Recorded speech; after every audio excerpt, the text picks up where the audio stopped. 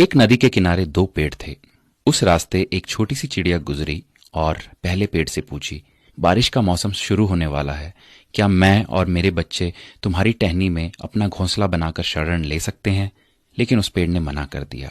चिड़िया फिर दूसरे पेड़ के पास गई और वही सवाल पूछा। दूसरा पेड़ मान गया। चिड़िया अपने बच्चों के साथ खुशी खुशी दूसरे पेड़ में घोंसला बनाकर रहने लगी। बारिश का मौसम आया और एक दिन इतनी जोर की बारिश हुई कि नदी के पानी का स्तर और तीव्रता बहुत बढ़ गई।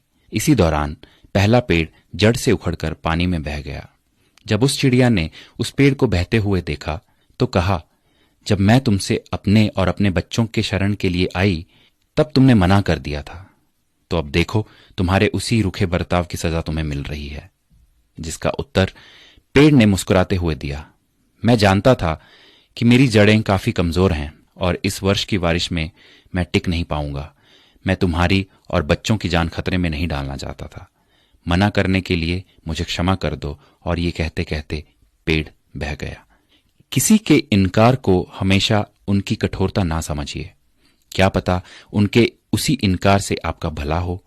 कौन किस परिस्थिति में है हम शायद उसे ना समझ पाए, इसलिए किसी के चरित्र और उनकी शैली को उनके वर्तमान व्यवहार से ना तोलें। प्रभु भी यही कहते हैं कि एक मनुष्य दूसरे की सोच और विचार को नहीं समझ सकता। स्वयं प्रभु ही है जो मनुष्य को उसके हृदय से जांचता है, ना कि उसके रूप से।